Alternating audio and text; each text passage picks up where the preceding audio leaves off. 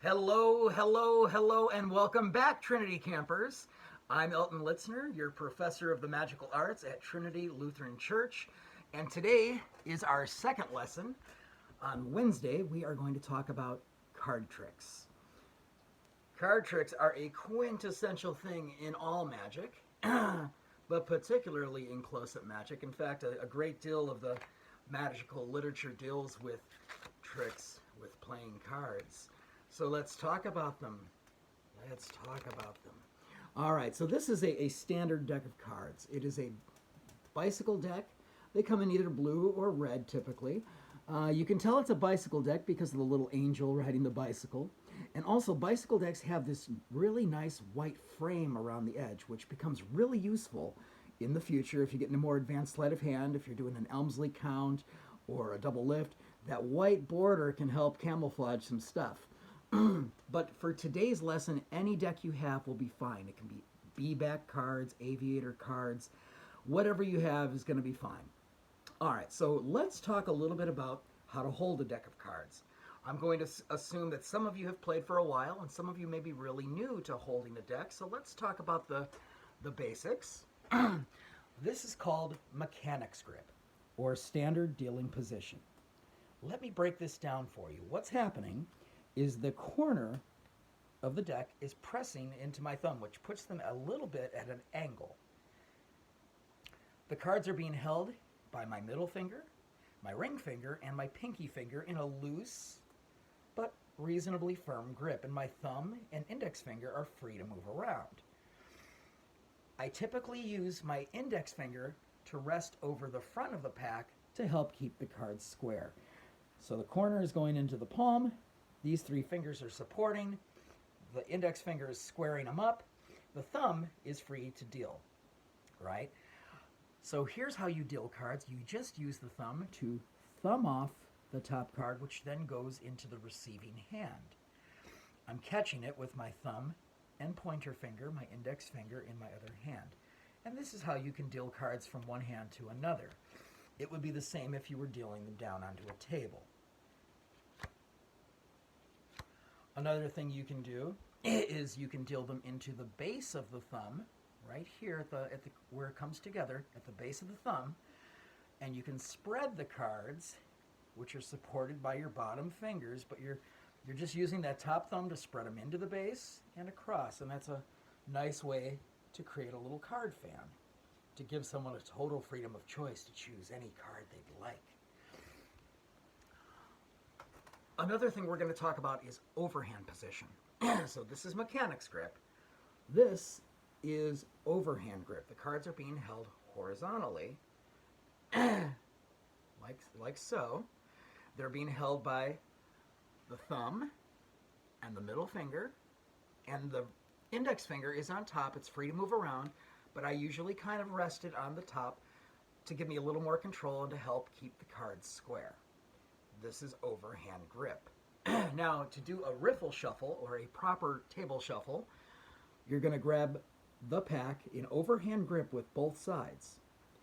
Then, using your thumb and your middle finger, you're going to split a chunk of those cards off and pull them away. And bring the cards down to the table. I'm going to try to angle the camera. There we go. You can see that the corners of the cards are touching. And I laid them down in about a 45-degree angle. It makes like this V or pizza shape. And then I use my thumbs to pick up the bottoms, and I just shuffle the corners together. Straighten the cards out and push them together. Now, why would that be advantageous compared to the way you normally see people do a riffle shuffle, which is something like this?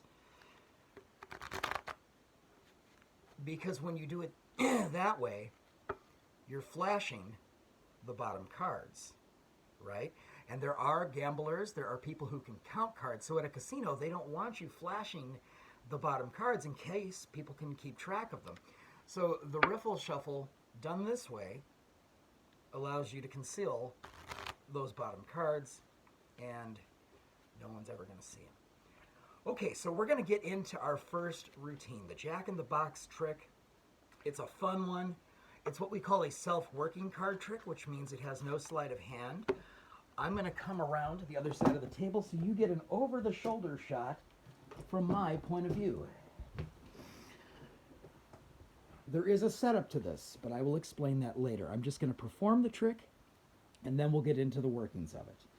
So I'm taking the cards out of their box. Maybe I'll do a quick riffle shuffle.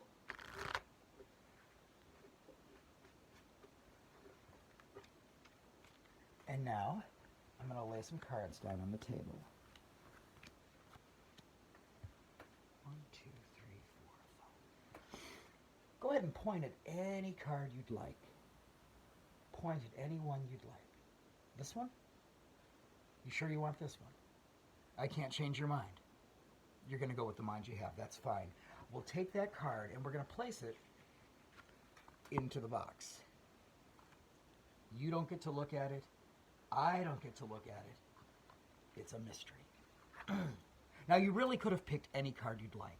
You could have picked this one, but you didn't. You could have picked any of these, but you didn't. At this point, I'm going to hand the cards to you. The spectator's going to take the cards. I want you to deal one pile of cards face down on the table, as many as you'd like. And so they do.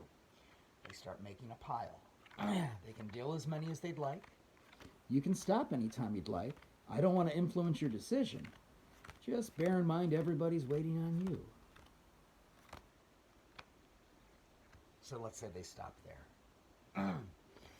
I am then going to have them deal those cards into 3 piles from left to right until they get to the end.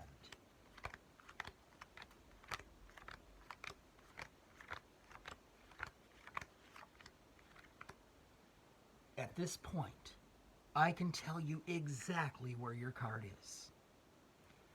It's still in the box, but you don't know what it is. I don't know what it is. It's a mystery. So we're going to ask the cards for some help. Now remember, you chose the card. You chose how many cards you wanted to deal. You stopped anytime you wanted. Turn the first card over. A Jack of Clubs. Turn the next one over. A Jack of Hearts. That's 2 jacks. Turn the third one over. And they do. The Jack of Diamonds. 3 jacks.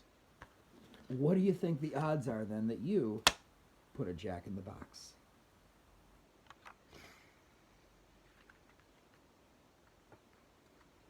And there's the 4 jacks.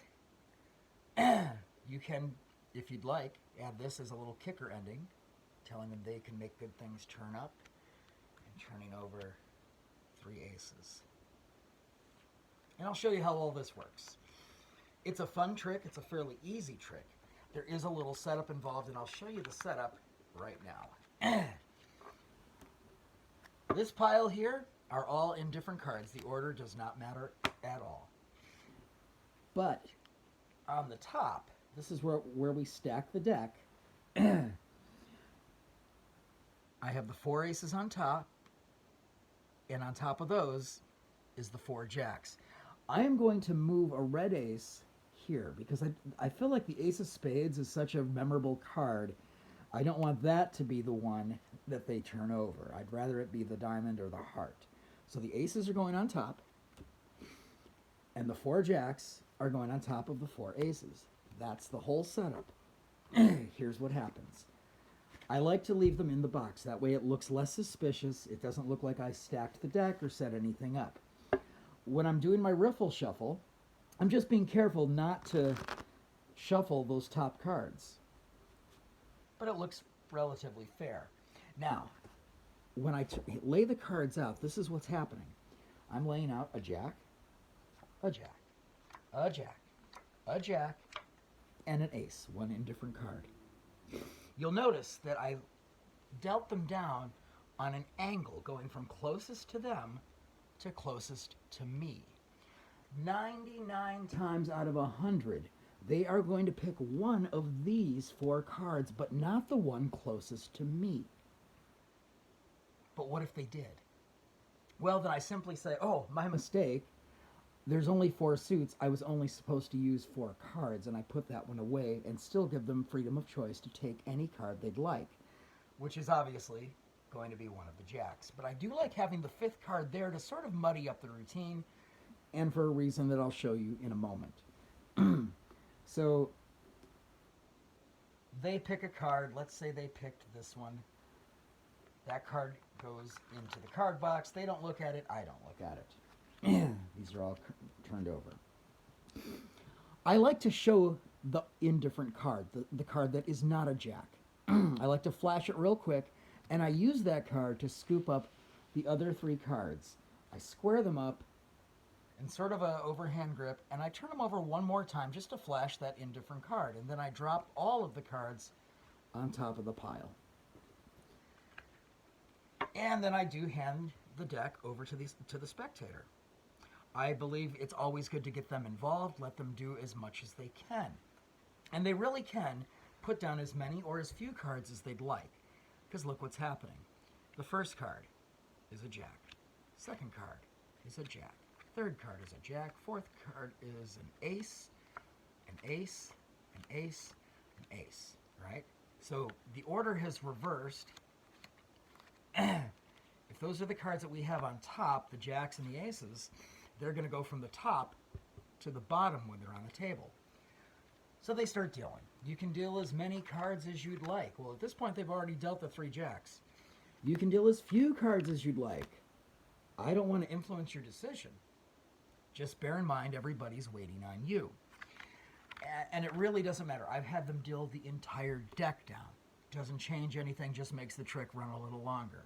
So let's say they stopped here. I tell them to pick up their cards. Now, I will often be holding the other part of the deck, and I will show them how I want them to deal the cards, just so there's no confusion. I'll say, deal the cards down into 3 piles like this until you get to the end. And then I have them do it. So they're taking their 3 cards. Now, at this point, our jacks are all on the bottom, our aces are on top of those, and then there's indifferent cards on top. But now, they're dealing them from the top to the bottom. So we're going to end up with our 3 jacks on top. Well, all the work is over at this point. They dealt the cards. Everything is set up. I tell them, at this point, I can tell you exactly where your card is. It's still in the box. It gets a little laugh because they may have forgotten about it. There's been kind of a significant time delay. But I don't know what your card is, so we're going to ask the cards for some help. Turn the first one over. Let me turn over a jack of hearts. Turn the next one over, a jack of spades. And finally, the last one, 3 jacks. Now remember, you chose when you wanted to stop. You did all the handling. I did nothing. What do you think the odds are that you put a jack in the box? And I like to snap my fingers on it to really draw attention to it. I'll lay it down. There's our little picture of the 4 jacks. And if you want to take it to the next part of the ending, you can say, you know, you're pretty lucky. You have a way with cards. Maybe you just have a way of making good things turn up. And there's your 3 aces. And it's just kind of an unexpected extra bonus surprise. But that is the routine. That is the jack in the card, or the jack in the box trick that was taught to me by a magician from Crown Magic named Harvey.